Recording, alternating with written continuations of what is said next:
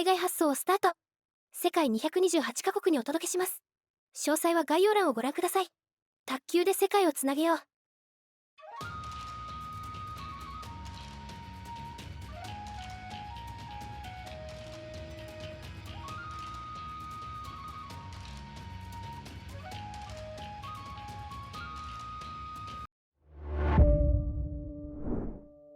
僕が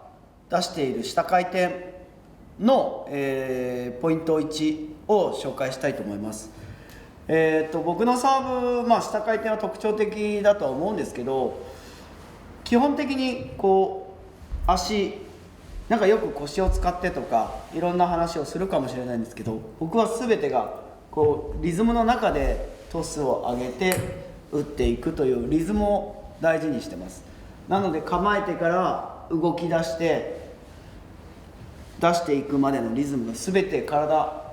全体が一緒になる。でこのトスから打つまでのリズムをかなり大事にしていて、離し具合ですよね。ここが極端にコンって早く上がってしまうとトスのズレが起こりやすいので、なるべくこう柔らかくしなやかに上げに行くっていうのがトスの重要なところで、そのためにも体の動き、上に上がる動きと同じような感じでトスを上げていく。そうするとズレが少なくなるので、そこのタイミングに合わせて肘を引いていく。この動きは一緒です、全て。そこからまだ今度は前への動きなので、もうここで角度が決まっていて、そのまま当たる瞬間に力を入れるっていうだけですね。なので手首を使ったりとかもしないし、あんまり僕は手首の意識はあんまりなくて、やっぱり手首使うとぐにゃぐにゃしちゃうので、こう先で当てる感覚もないので、僕の場合は。なのでなるべくまっすぐこう出してくるっていうだけ。もう本当にこの側面で切るっていうイメージでリズムに合わせて側面を出しに行くっていうだけです。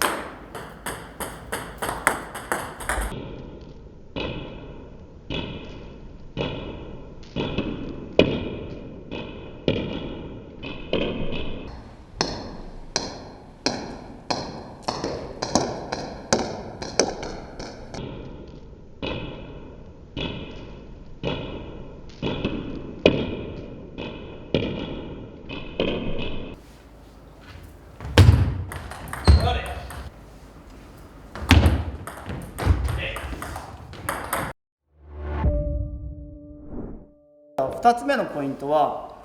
落下点なんです。要は、第1バウンドの落下点、自分が出したいコートってコースっていうものがあるじゃないですか。そこに対して正しい落下点に落とさないと、やっぱり正確な第1バウンドにどれだけ、正しく出せるかっていうところが第2のポイントなので、例えばじゃあどこに狙うのか。いや、例えばグッチさんが、はい、ここに出してっていうところに置いてみてください。でここにはい、じゃあそこに出さなきゃいけない。この辺ですね。っていうふうになると大体線ができるので、第1バウンドっていうことは卓球って線で打たなきゃいけないので、この第1バウンドの線に向かって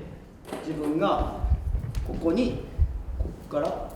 ぶつけに行くっていう感覚があれば、なるべくここにぶつけに行く、そういう感覚で出しに行くと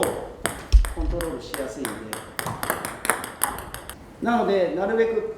ちょっとまだ悪いんですけど、こうラケットをボンって投げるような感覚でここの側面をぶつけに行く感覚なんですよ。このボールに向かってぶつけに行くっていう感覚は結構大事にしてて、なのでさっきのリズムでこのボールに向かって体を出しに行くっていうからボールに向かって出しに行くと正確に短く出しやすいかなって思ってて。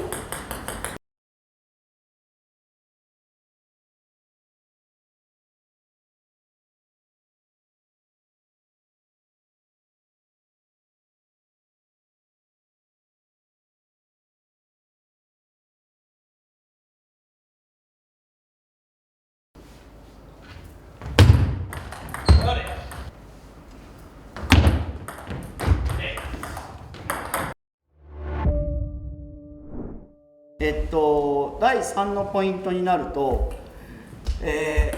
第1のポイントと第2のポイントっていうのはどちらかというと優先順位としてちょっとコントロール優先順位で話をしました。で切るっていうポイントは要は瞬間の強さなので、これはまず感覚として手を置いてで当てる感覚をまず覚えてください。これが結構大事なんです。ここでダーンって伸ばすと要は力が分散していくというか逃げてっちゃって瞬間的な力が出せないので、なのでなるべくここで